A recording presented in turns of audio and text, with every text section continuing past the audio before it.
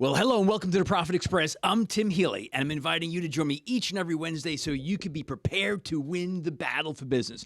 That's right, we do it here and only here on the Profit Express. Now, you know me. Sales is one of the few topics that I will never grow tired of talking about. I love a nice deep dive into the world of sales. And I know why you're here. You're just like me. You're here to kick ass, take names, close more deals, and turn prospects into profit. So again, thanks for being on board. Thanks for following me. So if the sound of winning the battle for business gets you excited, then today's guest will not disappoint. Because if we're talking about a deep dive in sales, who better to have than the CEO of CEO Sales Strategies? And rumor has it, he is a sales revenue and profit growth expert. That's right.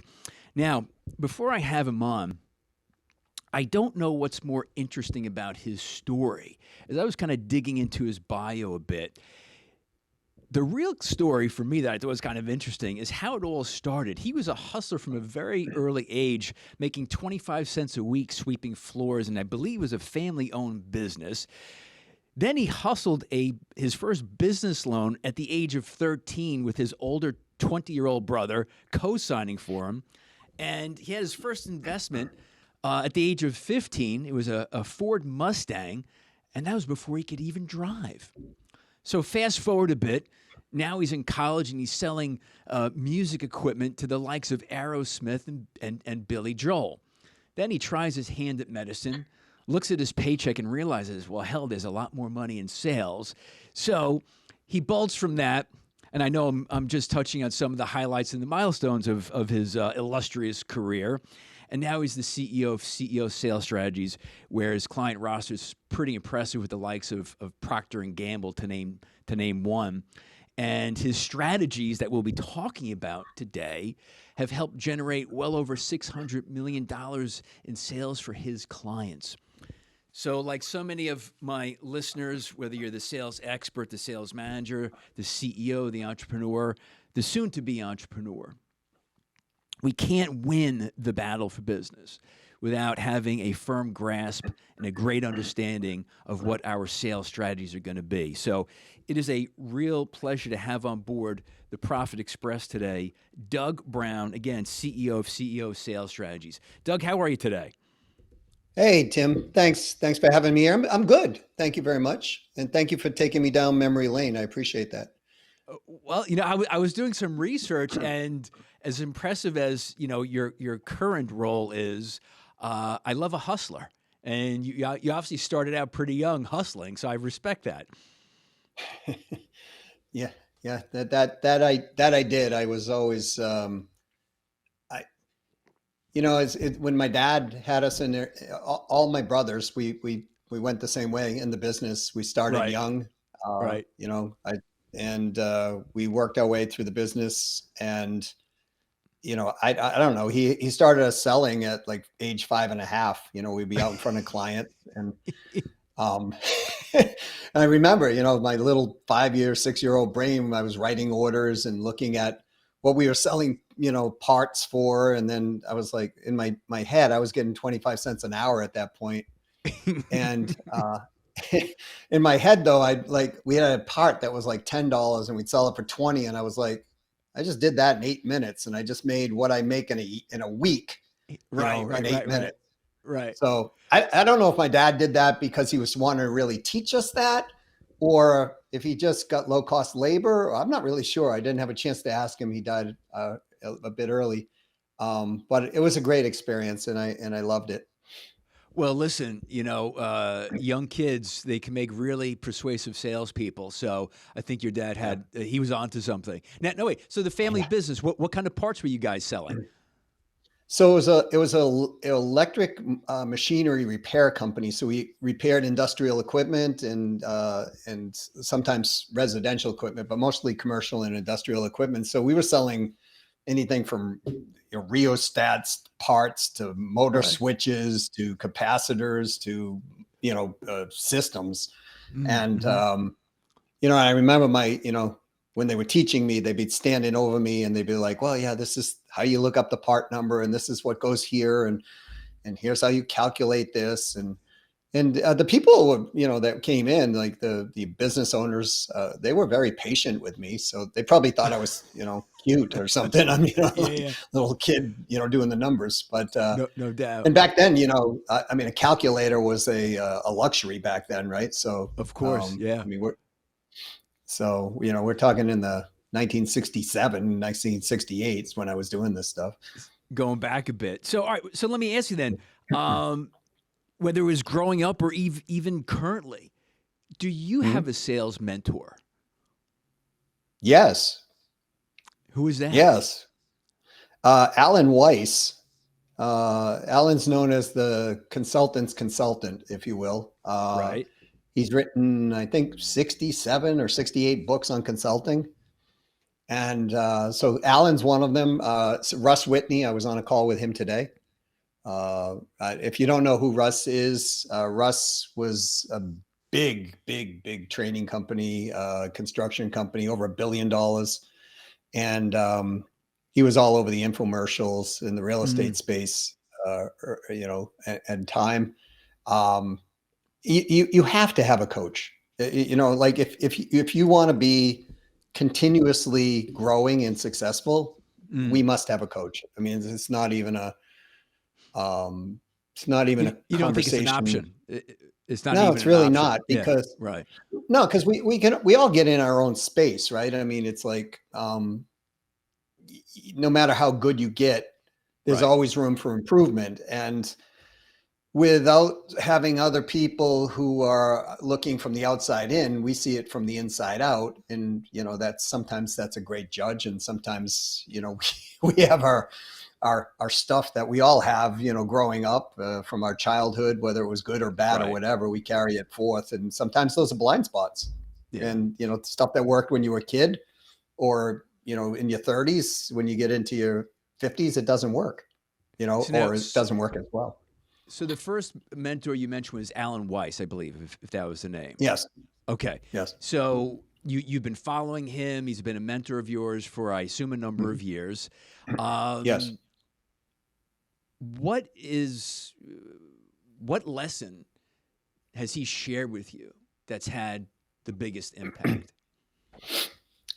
Stop building businesses for money was profound for me, because I was always, I'm an optimization guy, right? So like I look at ratios and optimization and what can we get out of this? Like, can we squeeze all the juice out of the lemon, that type of thing. Yep. So when I was approaching my own businesses in that way, they work, but I was always anchoring everything with numbers. And one day he said, you got to stop that. What's the impact you want to make? And it kind of stood me back for a little bit, because I tell people the same thing. Right? Right. So, I was the president of Tony Robbins' companies, business divisions, him and Chet Holmes, for 7 years. And we were always talking about impact, right? I mean, Tony made a huge impact in the world. Sure. And I'm forever grateful to have the experience with him. And so I wasn't doing it for myself. And to me, that was a pivotal moment where I was like, okay, wait a minute. There was another gentleman, Ray Lowe. He was older, much older than I was. And Ray calls himself the luckiest man in the world, because he's been married for 50 years. He was financially set. His health was good. And he gave me some advice, which is similar advice to what Alan gave me. But Ray said, build your business around your life. So get your life's goal first, and then build your business around it. And I was always building my business first and then my life around it. So when Alan said to me, what's the impact you want to make? And let's focus on that. And you already know the process. So focus on that, and the money will come anyways, which it always does. I mean, money comes from just doing something that's, successful. if you Right, will. that has value. Um, Wait, so that must have had a profound impact on you because, like you said, you're the revenue guy, the profit guy. There's a lot of numbers, a lot yeah. of metrics in that. You're driven by numbers, and then you have Alan West tell you, "Listen, no, you're getting it wrong here. Build a business for the impact that you're making." So that's a big change for you. That's a big message for you to swallow. Oh yeah, it was like, when I had hair and now I don't, right? I mean, I it's know I like, know the feeling, Doug. Yeah. so yeah, it really was. It stopped me in my tracks, and it really, like, I had to deeply think about this because, I've been involved in building 36 businesses in my life, Right. and not all have gone 100%. Some Sure. have we've pulled the plug on them. Some of them have broken even, and some have really done extremely well. And but what I realized from that, Tim, was from the comment and then having me think through, was all through my life, I grew up in a family environment where they were always focused on money. Mm, And hmm. so, it was judgment of money. Money was, Yeah. it didn't grow on trees, but you earned it, right? That type of Hmm. thing. And Hmm. so I was carrying that all the way in through, because I've learned as adults we're just big children. You know what I mean? Like we're Sure. just in bigger bodies, but our brains were the same. And My so wife would agree. Yes. I bet if I got my wife and your wife together, they would have a really good conversation about that. I get the sense. And Yep. so, at that point, I was like, I was in my 50s at that point too. And it was like, okay, wait a minute. I have friends who are passing on now, people I grew up in high school with and things like that. It's like, all right, so is life just about continuously building business, or is life about enjoying your life and building a business around it? It really made Right. me Right. think about that. And so I decided, I'll take his advice. And the crazy part is, uh, we added almost $1 million in revenue in a very short period of time. It was under 2 months. We added $1 million in revenue from that What? time, from I took that shift. Yeah, All right. Wait. All right. Because now you have the listener's attention right now. sure. So you have this big change. Looking at why you're building the business differently instead of having it performance driven to impact driven. Yep. What can you share? Because you say, hey, I increased revenue by $1 million in a couple of months. That's not always that easy to do. What was the No. one thing, the one factor? Was it a different approach, a different market? How did you do that? Well, we were in the same market, but I learned to say no to things that I was constantly focused on, and then could focus my energy on other things that I wasn't giving the attention to.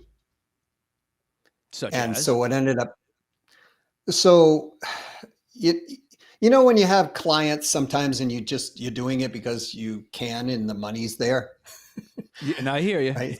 Yep, yep. So it was one of those situations. So I started saying, no, I'm not going to do this. No, we're going to get rid of this client. And then, and again, I'm an optimization guy. So then I start looking at the clients that I really want to be with. And I'm like, how do we actually optimize these people a little deeper, right? Not the Sure. people, but the business. And then we did a campaign on the optimization, and we ended up, earning that kind of money on that campaign with the client. I mean, the client was, we put, we put on the client in 4 weeks, we added $4 million to the bottom line. And then by our 6th week, they were at about 6 million, up in 6 weeks. And so we had a percentage a deal that we worked out with them. We ended up with, a little over $1 million out of it. Wow. Okay, so getting rid of some dead weight clients that there wasn't a real chemistry, then looking at the client list that were, you know, if favorite clients, clients that you could relate to, clients that you could feel you have a deeper impact, you focused in on them and just expanded what you could do for them. Yeah. So like think that's exactly what we did. I liken it to this, like, all right, so when you want to get an airplane off the ground, right, you need thrust. Mm-hmm. And, the thrust is to move the airplane to get it up to 200 miles an hour, let's say a jet, to get it up off the ground, a big jet. And pilots, please, if I'm off by a little bit, forgive me. But you thrust and then you have lift, right? But you also have drag, because if you don't have some drag, your plane will just keep going into space, right? So to speak. Right. Right.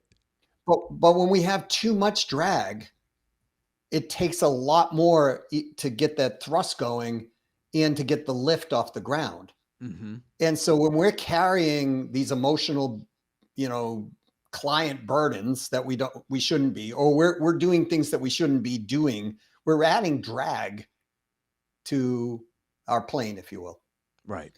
And so what I did is I cut the drag to a point where it was like, let's just focus on the things that make an impact and cut out all of the other stuff that is not making the impact I want to make.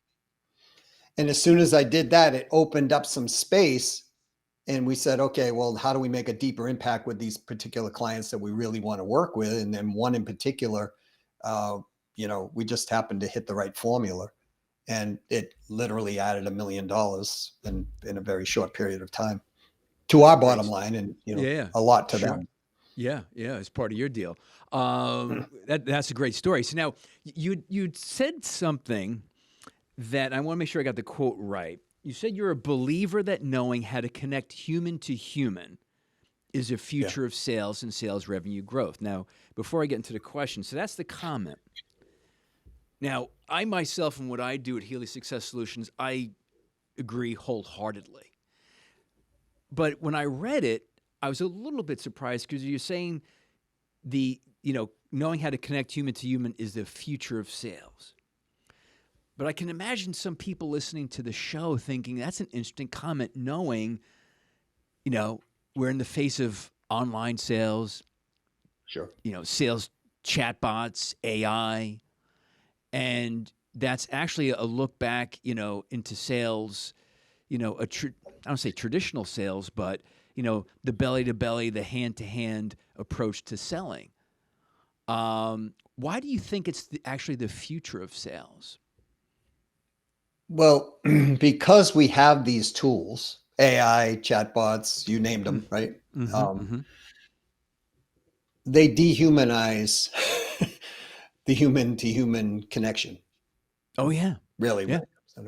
Right. So studies now are clearly showing that people are trying to get back to live events.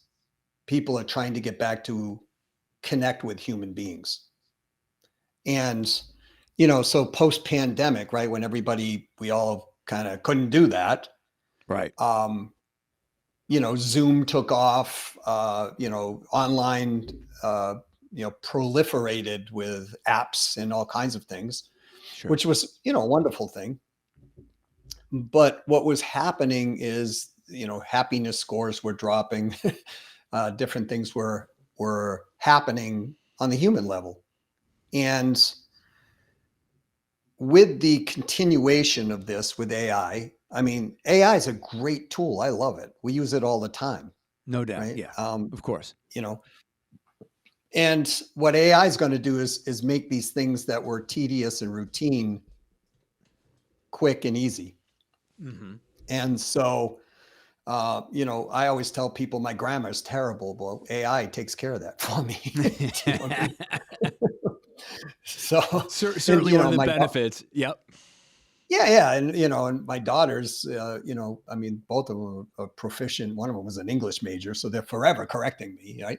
And so, so I use AI, and so there's tools there, but human beings, we have a need to be connected to other human beings. Right. Studies clearly show that loneliness will kill people quicker than cancer and other types of things. Right. Yeah. So, and so when we're trying to decide, like, people, to me, they buy for 3 reasons, Tim, right? It's either they have a problem they want to solve now or for the future. They have an hmm opportunity they want to, gain for now or the future, or they have a goal that they want now or for the future. Those are the three reasons I know people buy. Right. As it becomes more complex, the sales process, not the process, but the actual, decision making hmm component of that, will some people buy off a chatbot or an AI or whatever? Yeah, but these sales, we're not selling to titles, we're selling to human beings. And human beings have wants, wants, fears, needs, hmm desires, right? All of these human emotions are a human need. We need those. They'll never go away. And so why I believe that human to human connection is the future is because so many people are trying to go the opposite way. And when they go the opposite way, it opens up opportunity for us to be in a blue ocean of people who are not going to be, let everybody else stay in the red ocean, of that. Good. No, good. Great And analogy. And it's. I'm sorry. Go ahead. no, I was just going to say that the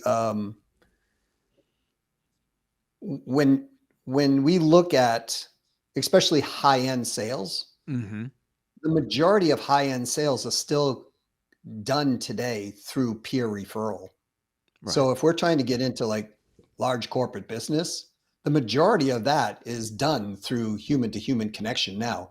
One CEO has been referred by another, whatever CEO or hmm someone hmm else. So that's all human connection that's created that, right? And we all prefer to buy from somebody that we like, trust, and know. And so the more that people build relationships in that capacity, that to me is the true capital in selling.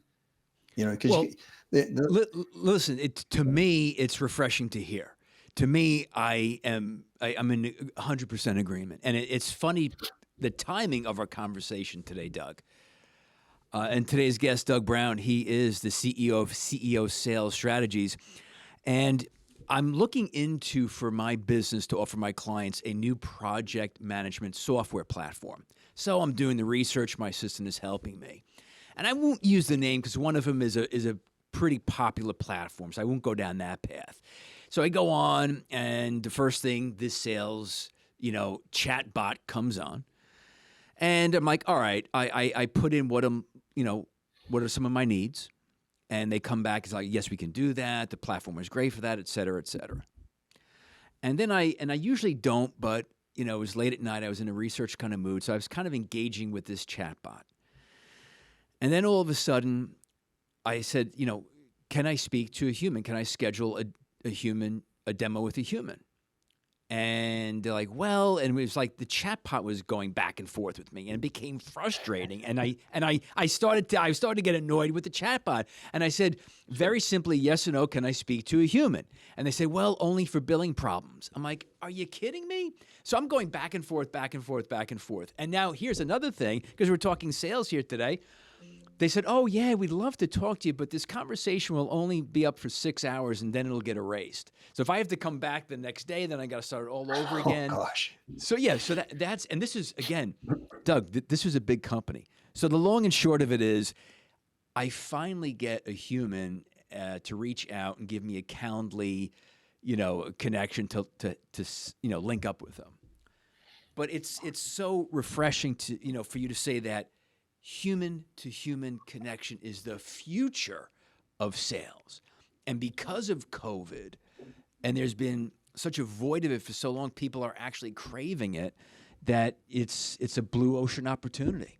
Hmm. So yeah, the timing of that is kind of funny. Yeah, it was just amazing. It was so much more frustrating than it ever had to be.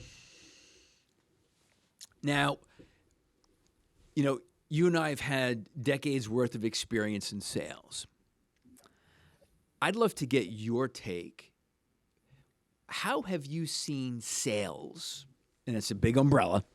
How have you seen sales evolve in the last 2 decades? Ooh, that's a big question. So, I think the biggest shift that I have discovered is that the old way of selling, let's say 20 years ago, or even 10 years ago, um, it was more pain driven, right? So it was like find the pain, amplify the pain, give them the solution to the pain, and that's what everybody was teaching. Right. And what I recognized through the process was there's a percentage of people who are pain adverse. They don't even want to talk about pain. They want to talk about opportunity. So I used to test this and ask a question like, so what is this, challenge that you have? What is it costing your company, right? Like, how much, what's it cost per year? And they would give me a figure and I'd say, well, how long has this been going on? For, 3 years, right? And so let's say it was $1 million a year and now it's 3 years.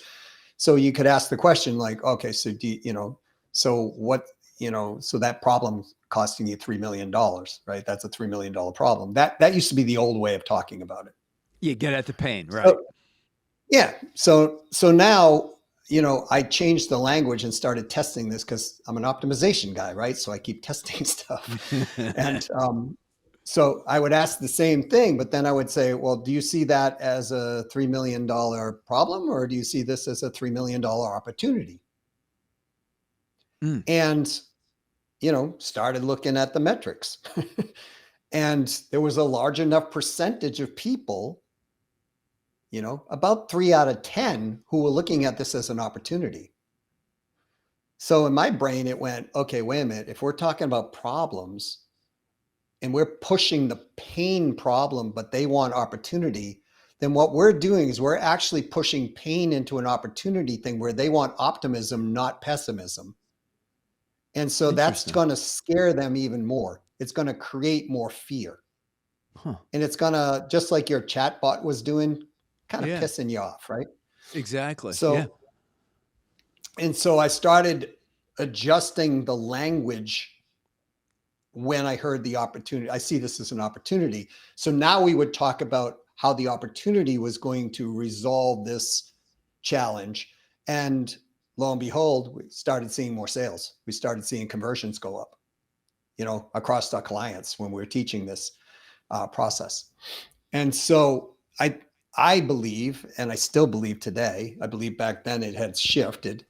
Then the pandemic came in and it started even shifting more. But the third thing that was added to this is now goals. People buy for goals because their quality of life type process that they're looking for, I have a goal to do this. So you can sell on pain, opportunity, growth, or goal growth. And what I have found is that's been the shift, right? And selling hasn't changed.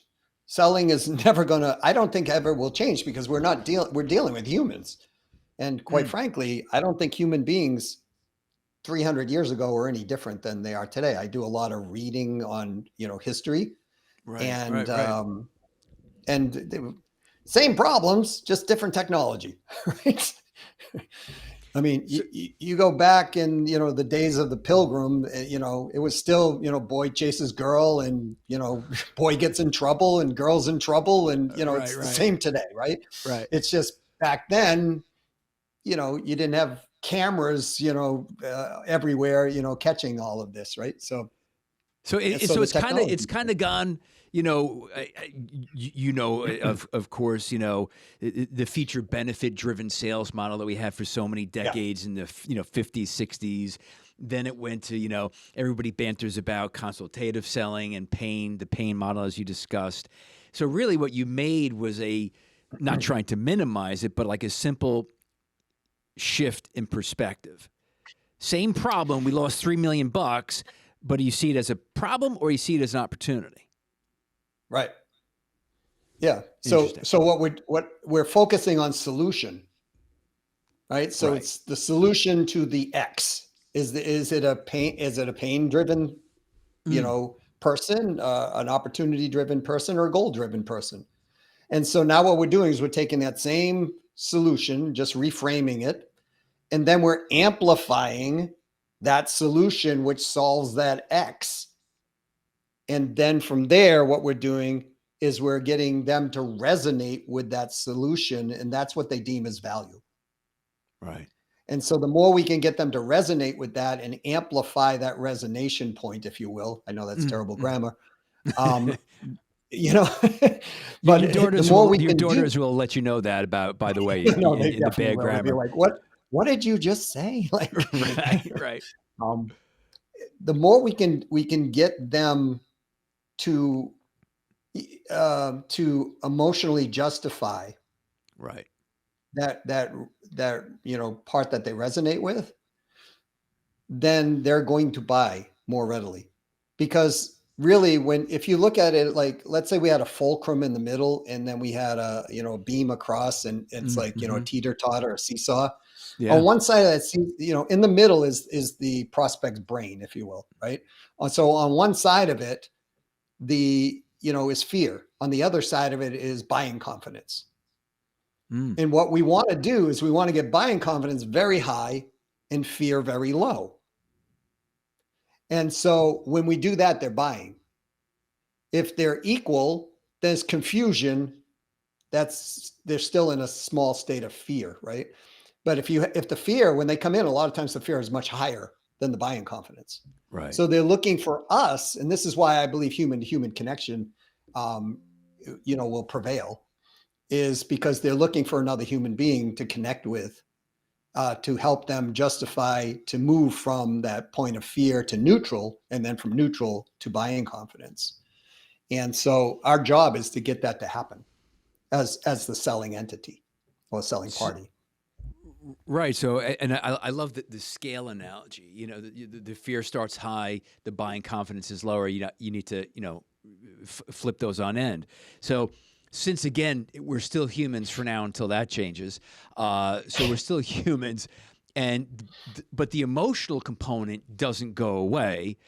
It shifts from fear based to getting to the perspective of the opportunity, the perspective of buying confidence, which is what you're saying you want to optimize. Absolutely. And there's one other component of that is, like, people, the old adage, people buy on emotion, then justify with logic, right? We've all kind of heard that. But there's one more part to that I've learned, which is, yes, they buy emotionally, they justify with logic, but Right. then they justify that logic with an emotion. And that's the part that human to human connection will never take out. Like AI, I don't think is going to ever get, maybe it will. I don't know.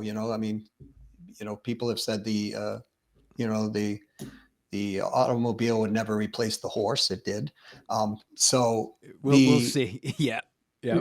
But they justify the logic with an emotion.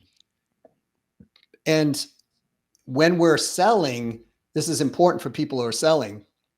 When the sale's closed, you still have to justify that emotion.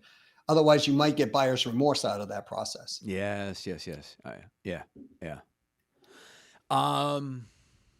Interesting. It's funny, Doug, when I was putting the interview together today, and I didn't think we'd be going down this path. It's become a very interesting conversation. I appreciate it. So let me shift topic a little bit. You've obviously dealt with some really big names. You created some really big success, $600 million in revenue and counting. Why does a company typically come to you? They're coming to you for what reason? So when they're coming to us, it's usually they know they have a challenge, or they, again, want an opportunity, or they have a goal, but they're not really sure how to get there. Or they know how to get there, but they can't seem to figure out how to do it. So in other words, they know what the solution is, but they can't really figure it out, right? So it's like, let's say that a company wants to grow their revenue predictably and measurably. they've tried certain things, but what they're missing is, we have a metrics-based math model, right? So I can dial in the numbers by adjusting, 7 or 8 metrics within a company. And I can predictably tell them, look, you want to grow by whatever percent, you pick it, 57% this year. Here's what we got to do in the metrics. Right. So traditionally they're coming to us to get something, and they either know that they're stuck or they don't know they're stuck in a point. Both of them are fun, but the other thing is their stuck points usually aren't their stuck points that they think. Like, they know they're stuck and they think it's this. Like, they'll come and say something, Tim, like, my sales team's just not performing and they're just not working hard enough, right? Or something like that. Sure, Or, and so when I start to dig in,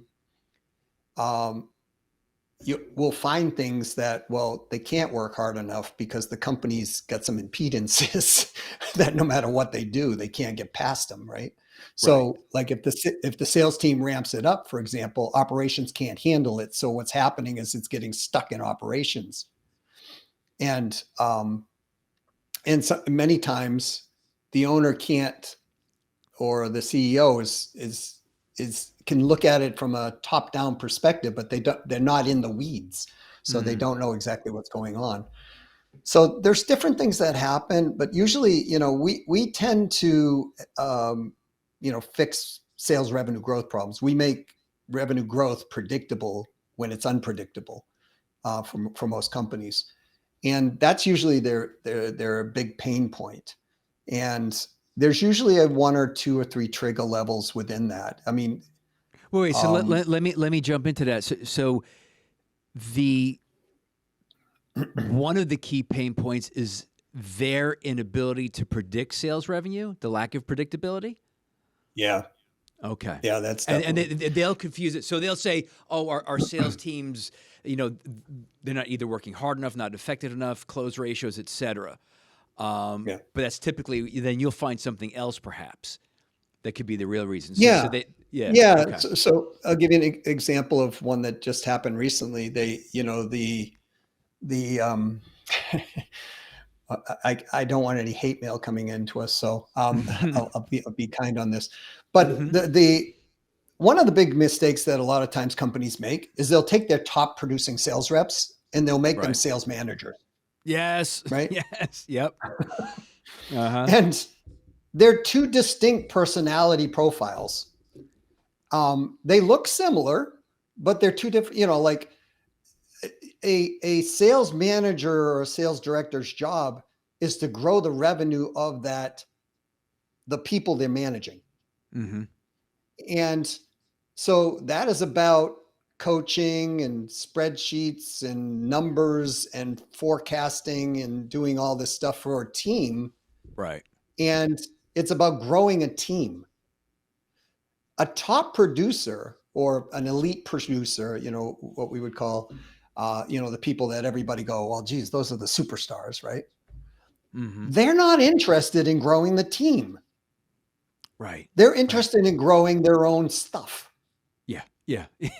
Their commission, their sales, their revenue. Yep.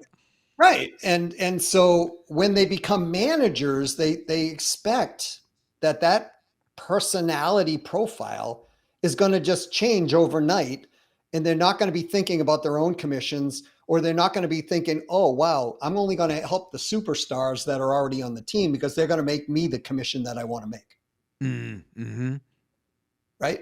And so when, and by the way, folks, if you're ever looking at doing this, they have sales specific managerial assessments and sales specific, top producer assessments, not personality assessments, but these will tell you literally, will they be a great sales manager, or literally, are they going to be a better fit there? Right. Now, wait, is this a service? Is this a service you provide, or are there other resources out there that you could share? Yeah, well, one of the greatest assessments I've ever seen is called Objective Management Group. It's called OMG, Right. One of the best I've ever seen. Right. It's Really? got predictive analysis in it, and it's not personality based. It's sales DNA and skills based. Okay. So, because personality trait, like if people use the disc a lot, like I've Yeah, seen yeah, people use yeah. like a disc test, right? And it's like, oh, well, they're a high D and they're friendly and they're going to be able to sell. Well, that's great, but what disc doesn't really No, test is yeah. how are they No. under stress, Yeah. right? Yeah. So and so when they're under stress, they may get argumentative, they may get Right. Yeah. directive, right? There's Right. there's So plenty of friendly people who can't sell their way out of a paper bag, you know. yeah, of course, of course, Yeah, yeah. yeah. Yeah, so there's these little hidden untapped revenue spots, and there's these stuck spots within companies, and it's, again, that's the value of having somebody come in from the outside and looking in, Yeah. because yourself or myself, we would walk in and we'd go, the emperor doesn't have clothes, no matter what everybody else is saying. Right. They're naked, Right. and so and sometimes I've had to tell the owner or the CEO of the company, Sure. it's you're the bottleneck. Yeah. And so those are always fun days at times. But That's the, where you the earn your money. reality is, Yep. yeah. And because a lot of times, Tim, in companies, they're already being told by the employees what's going wrong, Yeah. but they don't listen to them. Yeah, but are And they listening? so, Right. yeah, so when they hire somebody like me to come in and I do what I do and I give them back similar information, they go, "Wow, geez, this is amazing," right? And it's like, well, I got this from 9 people telling me the same thing. And right? So Yeah. the so we work a lot with, on that side of it, but I love working with independent business professionals. So we've also started doing a lot of independent business professional work, Mm. where we're actually doing it more in a group environment, where we're helping consultants and coaches and people Mm. selling services, and because we've been getting just off the charts results with these people, because what I've learned with those folks is that they really are good at a certain discipline, but they don't know the pathway to creating increased revenue on a continuous basis. And Mm. so what ends up happening is they get themselves stuck. And so we have an environment where they come in and we're helping them through all these stuck points and helping them optimize. But then they have the accountability, and we act as their sales manager, if you will, in business alliance partner. So when they're coming back and they're saying, well, I was going to do X, Y, Z, we have the metrics, and we're like, well, did you do it? And they're like, well, yeah, we were going to do it. And it's like, well, flag, right? And so they start doing what they need to do, because Right. I teach them things like the master prospector will always outsell the master closer. And for many of them, that is an epiphany. But Wait. the Okay. Wait. reality Hold on. is, No. Wait. Now the ears have perked up again, Doug. Okay. okay, Doug Brown, CEO of CEO Sales Strategies, here today on the Profit Express. Because hey, if you wanna, you're out there and you want to win the battle for business and you want to kick ass and take names like me, this is why we tune into the show. So you said, so in all my years of sales, I've never heard that. The master prospector will yeah, always beat the master salesperson. always. All right. Did I get that right? Well, I'd say it, the master prospector will always beat the master closer. I said salesperson, master closer. Okay. Yeah. So, all right, explain that. Okay. So I'll explain the origin of how this happened. Yeah, And absolutely. okay. So even though I worked for my dad's business and I started selling early on, I never really had any like formalized training in selling. And, even like, I was friendly and outgoing, but I started like learning a little bit more about sales was a career. I didn't really Mm-hmm. even know it was a career, right? Because I worked with my dad and I always had my own businesses all the Right. way through. And so, long story short, uh, I've always used a technique which is leverage, right? So you access people who have the people you want, Mm-hmm. and you make a relationship with those people, and you do a revenue split. You get instant leads, Right. Right. Right. qualified. Yep. So I was when I went through college, because we were taught you got to get an education no matter what you do, because back then that was the pathway. Um, and when I was selling music equipment through college to the bands, some of the bands you mentioned, I was the top rep in that particular aspect. Then I ended up in the hospital, because I got my degrees in like biology, nuclear medicine, things like that, and I thought I might want to be a doctor. Um, but I realized that that's a business, so I went back into selling. Mm. Now I utilize the power of creating what I call agent networks, right? So you get people who have access to the clients you want, and you help them win, sell more, and in turn, you can sell. So in that business, it was a telecommunications business. We sold long distance, data, dial tone, T1s, all this technology stuff. Right. And so I would find people who sold phone systems, and I would go and I'd make a deal and say, hey, you know what? You want to sell a new phone system? What if I can reduce your client's phone bill from $5,000 a month down to $3,000 a month? What's your lease on your phone system? And they'd say, well, it's $600 a month. And I'd say, well, great. You can sell a new phone system. We'll bundle it into the deal, and your client will get a $1,400 a month reduction in their phone bill. They're going to love you if you bring me in. And so I Okay. started Yep. making all these networks, and then working referrals and sales expansion and everything that we teach other people to do. Right. And so one day, I started, because I was so successful in doing this, I started getting all these calls coming in. Mm. And at the peak, I had 62 incoming calls a day coming in for business. Really? Now, yeah. And as a single rep, no one can handle that. Well, no one I know can handle that. That's Right. huge. Yeah. Yeah. So I started hiring assistants to handle this stuff. And the company was like, what are you doing? Like, this at the time, now we were like a $362 million company. And the CEO is calling me going, what are you doing? Like, this is crazy. You're outselling, 3 teams of 9 combined. So you're outselling 27 salespeople, like, right.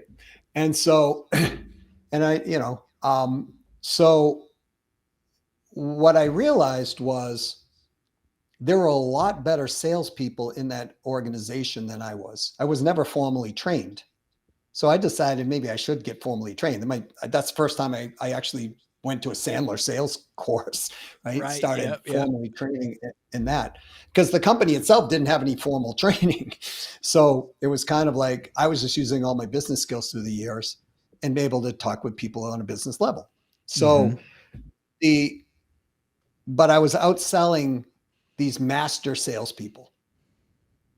And what I realized, I read an article that said in IBM, they only hired people who were over 6 feet tall, had a full head of hair, and had a beautiful set of teeth.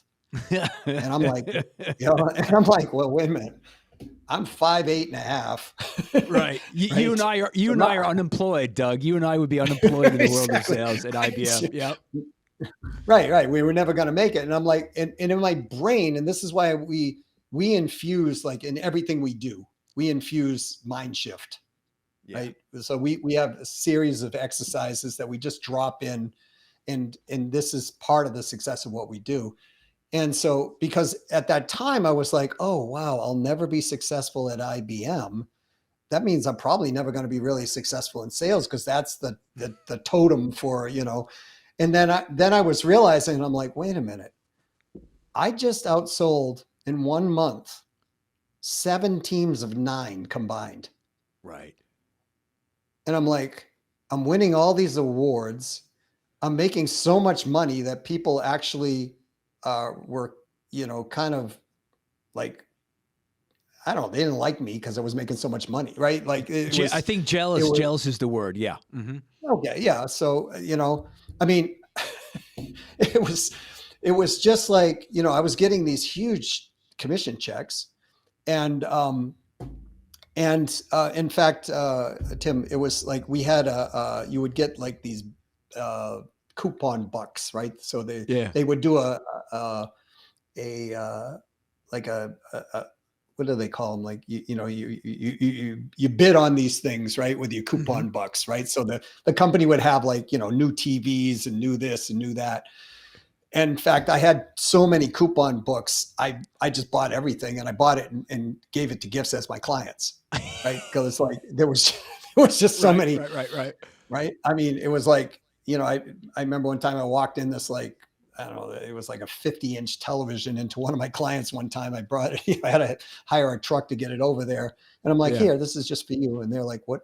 So point being is I was outselling all these people. And what I realized was it wasn't because I had better sales closing skills, Hmm.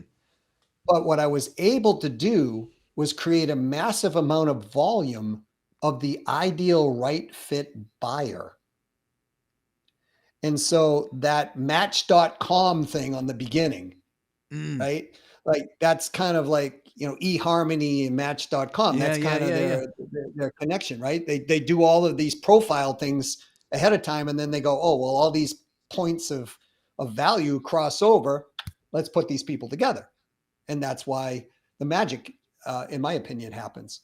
Well, unknowingly, I was doing the same thing, because when I'm going to these phone vendors or these wiring companies or the people who sell, hardware or whatever, we would talk and we would say, what's the ideal person that you want for you and what would work for us? So then what we were doing was we were match.comming it on the back end. And so what we were doing is we were creating what some people would call the ICP, ideal buyer persona. I call it the right fit buyer. And so we were going and talking to right fit buyers. And so I'd walk into a CEO like of a major university, and hmm I already knew all the pain points and opportunities and all this other stuff. So we just have a discussion and be like, look, you know what? You're spending $35,000 a month on this. Would you like to take that down to 20,000 or 22,000? And they'd be like, hmm yeah. And then we'd have the discussion. Well, what would you use the other 15,000 a month for here at the university that you could support? And what initiatives could we do with this? And we'd come up with ideas on a business level of what to do with the profits that were coming out of this whole process, right? Again, And the so, opportunity, not the pain. correct, right? Wow. Because they at that point they might be like, well, we wanted to put a new a new facility over here, or we want to buy new lab equipment for this Yeah. particular thing, or we want to send our athletes to this competition, but we just didn't have it in the budget. So I was creating budget for them. And Nice. so they'd be like, well, Nice. okay, now we got another couple $100,000 a year. We can actually buy this new lab equipment or whatever it is. Right. And it doesn't come out of the budget. So, it's just newly found untapped profit. I'm going to take a completely different turn now. And I'm getting the sense, Doug, that if I kept going, this could be a 3-hour conversation. And I'm not Joe Rogan, so I can't do that. But one thing that I saw on your website that you mentioned that also caught my attention. From my perspective, I'm seeing it less in the industry of commission-only salespeople, and because I do help some of my clients in the recruiting end, and even in the last 10 years, there's definitely been the desire for more security and higher bases at the sacrifice of commission. I don't know if you've seen that or if you agree, disagree, whatever. But one of the things, and the reason I'm bringing it up, and I'll make this the last question, and we'll wrap with this. You talked about creating commission only. It's an expertise you have, commission only sales teams. Did I get that right? Yes. Yeah. Okay. Is that something that, because I know certain industries like, the finance industry, mortgages, real estate, they are lended towards that. Others, in Yes. my opinion, are not.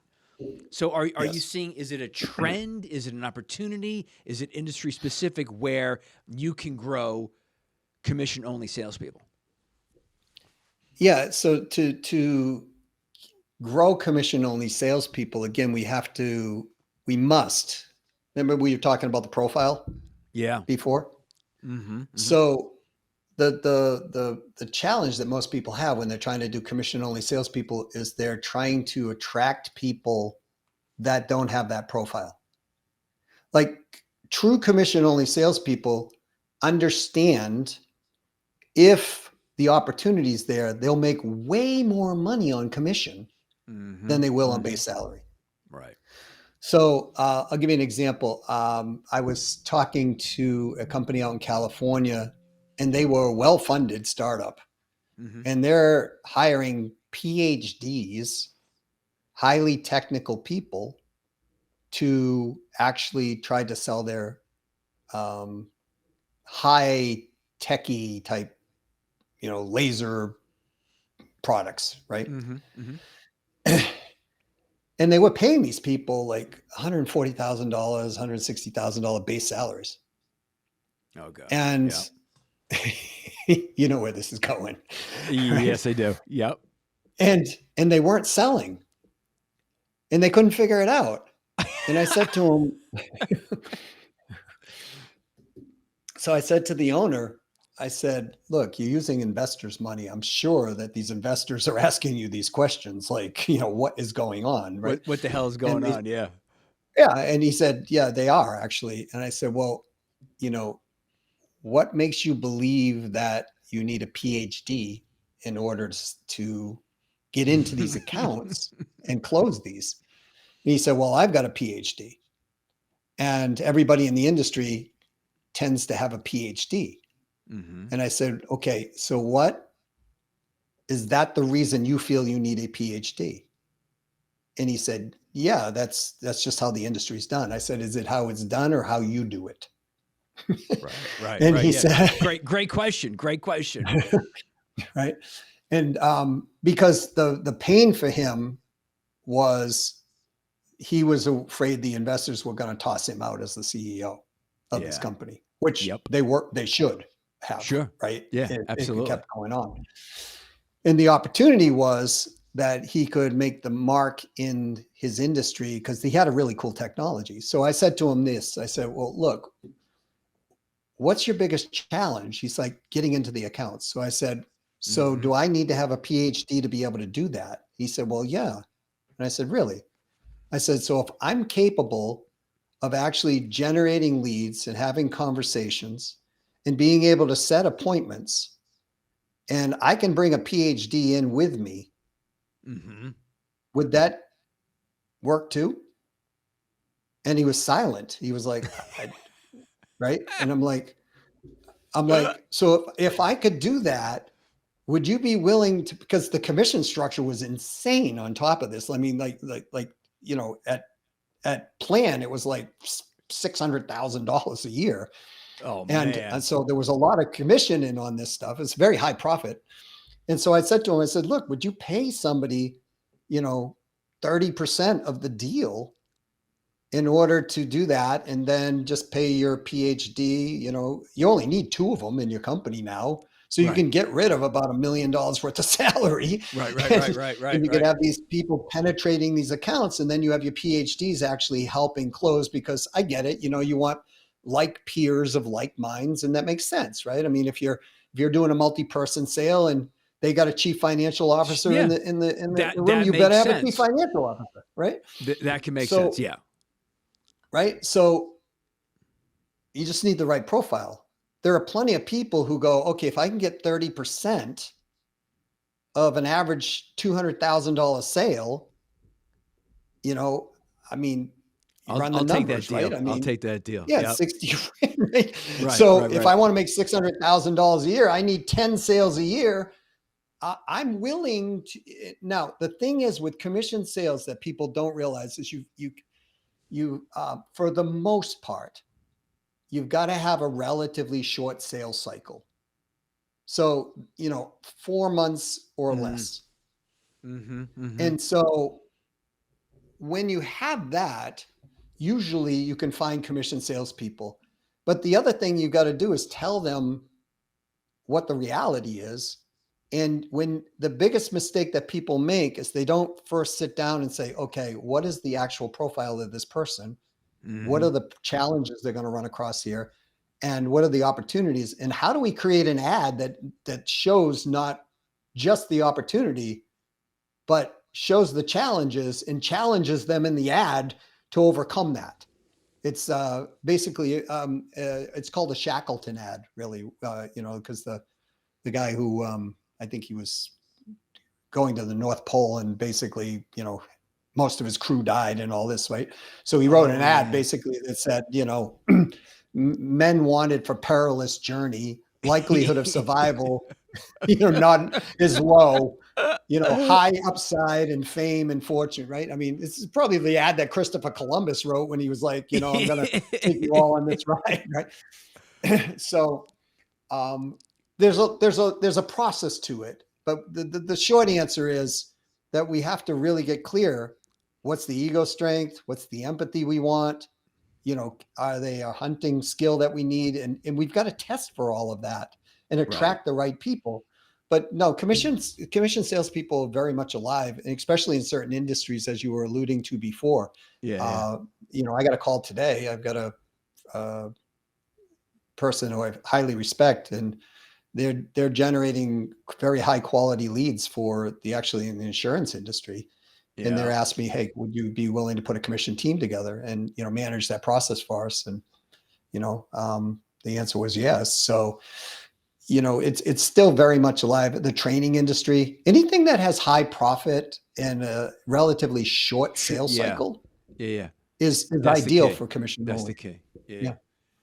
Doug, listen, this has been a great conversation. There's nothing like a deep dive in sales here on the Profit Express. People getting in touch with you, learning more about you. Let me hand it over to you. How can that happen? Yeah. So, I mean, they can reach directly out to me at, by Doug at ceosalesstrategies.com. If one of my assistants picks it up and answers you first, please, that's kind of the process, but sure. LinkedIn's Doug Brown 123. I'm all over the, if you type in Doug C. Brown revenue growth or, sales growth or whatever, I pretty much come up on, the first, 7 pages or whatever. Right. But if people are like, how am I doing it, Tim, is it okay if I give something away on the show? Of course. Absolutely. Okay. So we have this thing that's been extremely popular. It's basically the marketing and auditing checklist for people who are selling.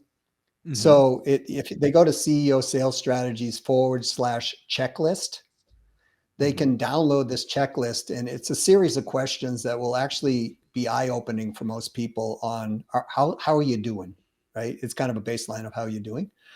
And we've had extremely amazing, I would say, positive feedback on this. People have sent stuff and go, this has changed my life. I didn't realize I was stuck in this spot, right? Which I never expected was going to happen, but we were creating a resource. So that's one way of doing that, and that will put them on a newsletter list and things that we put out. But certainly if they want to reach out directly, if they have questions, just if they're coming, I would ask that they put your name in the subject line, right? So sure. I know it comes from your listeners. Yeah. No. Listen, thanks for the offer. Obviously, it sounds like a great resource. Listen, again, it's been a great conversation. We went down a few different paths on sales I wasn't anticipating today with Doug Brown. So I thank you for that, sir. I thank you for that. Oh, and listen, The show is probably going to get released. We're recording it here just before Christmas. It's going to get released probably in the beginning of the new year, the new selling year, which is one of my favorite times of the year. You know, a blank slate of selling opportunity. That's how I always like to call it. Of 2025. So, hey, if you're like me and you want to kick ass and take names, close more deals, and turn your prospects into profits, make sure you're here every Wednesday on the Profit Express so you can be prepared to win the battle for business.